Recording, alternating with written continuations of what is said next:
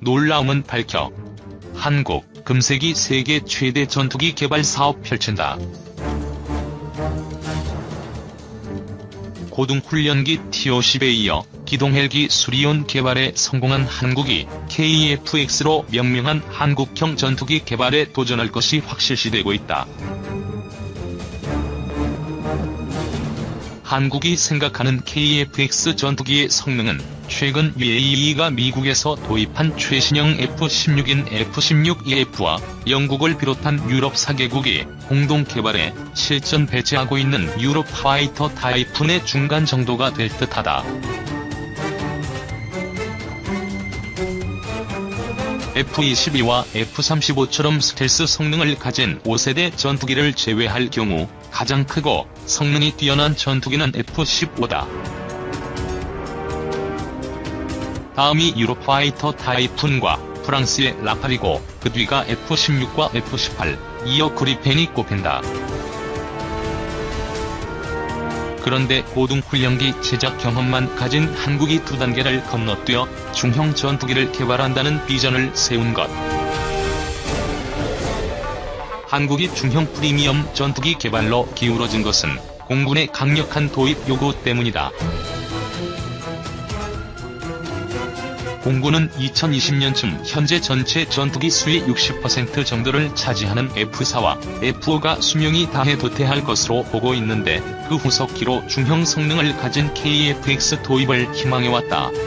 국방과학연구소도 KF-X 개발에 적극 찬성했다.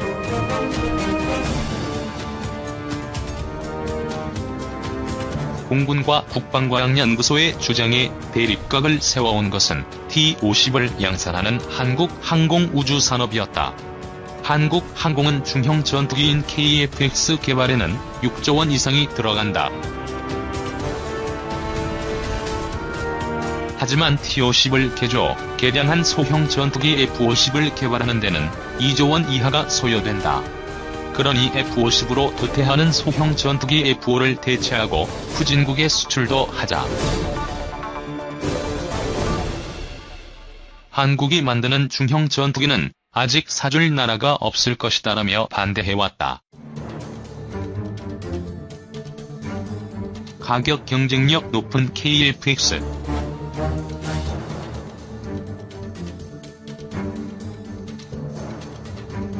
이 논쟁의 종지부를 찍기 위해 정부는 한국개발연구원에 타당성 조사를 맡겼는데 2007년 KDI는 KF-X 개발에 공군이 예상한 것보다 훨씬 많은 10조에서 11조 원이 들어가고 KF-X 개발이 불러올 파급 효과도 미미하다며 타당성 없다는 결론을 내렸다.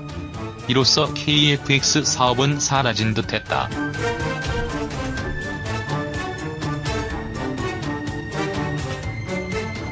그러나 국방과학연구소는 굴하지 않고 계속 KF-X 사업 추진을 주장했다. 또 공군이 국방개혁 2020에 10여 년 후 도태하는 F와 F-4를 이으려면 KF-X가 있어야 한다고 주장함으로써 KF-X 논쟁이 재연된 것이다. 이에 정부는 건국대 무기체계연구소에 KF-X 사업 타당성 조사를 맡겼다. 이 연구소는 5조 원 정도면 중형 프리미엄급의 KF-X 전투기를 개발할 수 있다는 결론을 내리고 현재 발표를 기다리고 있다.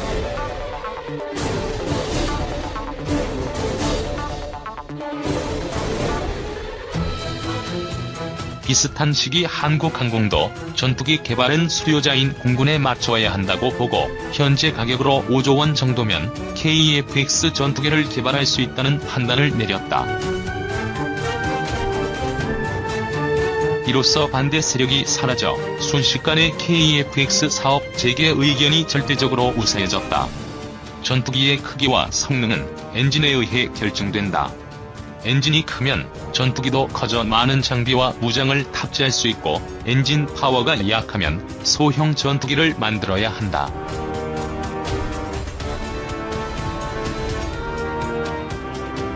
최신형 F-16인 F-16EF의 최대 이륙 중량은 46,000여 파운드이고 유로파이터 타이푼은 52,000여 파운드인데 현재 거론되는 KF-X의 예상 최대 이륙 중량은 5만 파운드 안팎이다. 문제는 이러한 힘을 내는 쌍발 엔진이 없다는 점.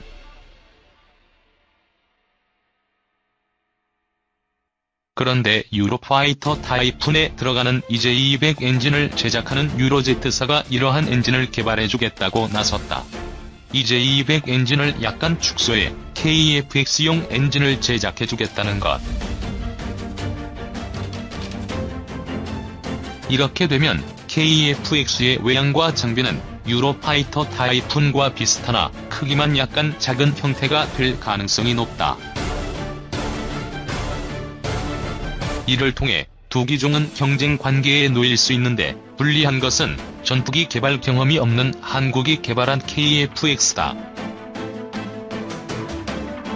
이 약점을 어떻게 극복할 것인가?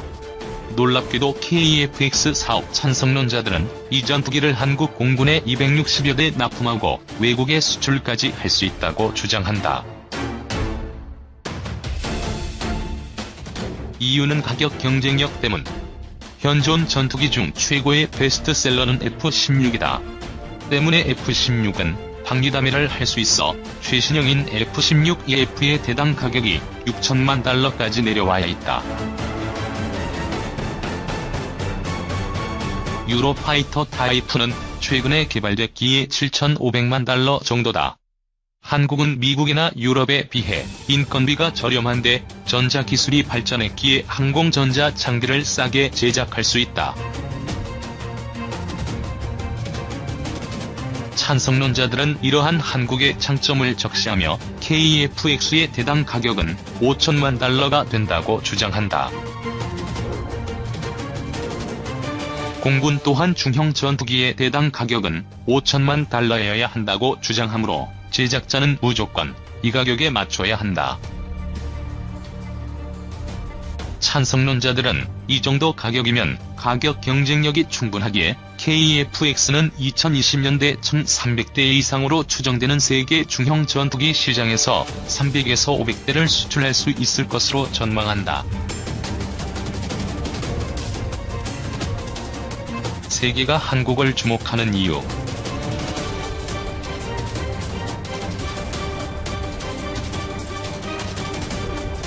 KFX 개발은 돌이킬 수 없는 대세다. 그러나 한국은 아직 단독으로 이러한 전투기를 개발할 수 없다. 따라서 T-50과 수리온 헬기처럼 선진국 기술을 도입해 공동 개발해야 한다. 문제는 잠재적인 경쟁자가 될 수 있는 한국에 중형 전투기 제작 기술을 넘겨주려는 기업이 있느냐는 것이다. 유로파이터 타이푼의 제작을 책임진 이즈와 그리펜 전투기를 제작하는 스웨덴의 사부는 KFX 사업 참여에 매우 적극적이다. 반면 미국 기업들은 조용한 편이다. T-50 기술을 제공한 미국의 록히드 마틴은 F-16EF의 경쟁자가 될 수 있다고 보는지 KFX 사업에 큰 관심을 기울이지 않고 있다. F-15K를 판매한 보잉도 별 움직임을 보이지 않는다.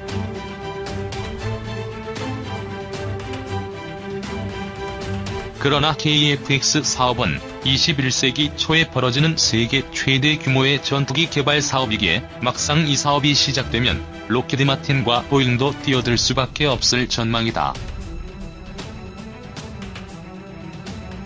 2000년대 초반 미국과 유럽의 4개 업체가 맞붙어 보잉의 F-15K가 승리한 FX 사업 규모가 4조 원 정도였다. 그런데 KFX 사업에는 개발비 5조 원과는 별도로 생산비로 25조 원가량이 들어갈 전망이므로 당분간은 세계 최대의 전투기 사업이 될 수밖에 없다. 중형 전투기를 개발한 나라는 5손가락에 꼽을 정도로 소수다.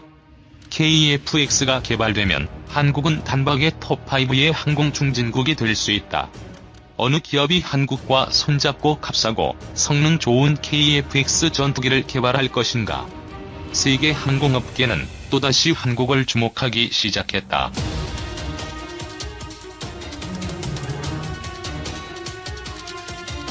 싱가포르 고등훈련기 사업 속보 이탄.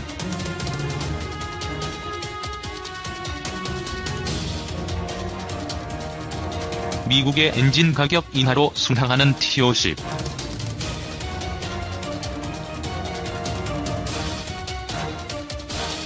한국, 금세기 세계 최대 전투기 개발 사업 펼친다. 주간동아 701호는 T-52 싱가포르의 고등훈련기 도입 경쟁에서 선전하고 있다고 보도했다. 이러한 T-50의 선전엔 미국 기업들의 적극적인 협조가 크게 기여한 것으로 밝혀져 관심을 끌고 있다.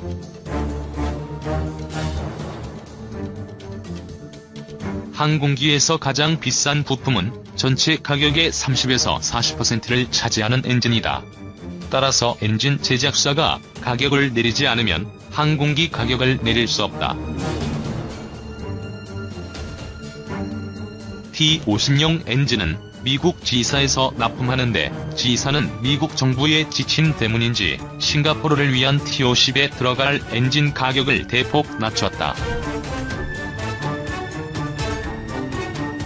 아울러 T-50을 공동 개발한 미국의 로키드 마틴도 관련 부품과 기술 가격을 낮춰줌으로써 한국은 UAE 입찰 때와 달리 훨씬 싼 가격에 T-50을 내놓을 수 있었다고 한다. 미국 기업들이 T-50 가격 인하에 협조한 것은 조만간 열릴 미국 고등훈련기 시장에서 승리하기 위해서다. 한편 T-50을 배제하고 이탈리아의 M346 고등훈련기에 손을 들어준 UAE는 최종 협상을 앞두고 이탈리아와 다툼을 하고 있다는 소식이다. 싱가포르 시장은 미국, 이스라엘 시장과 더불어 군수 물자의 성패를 가름하는 기준점으로 꼽힌다. 따라서 미국의 협조로 T-52 싱가포르에서 성공하면 UAE는 애초 결정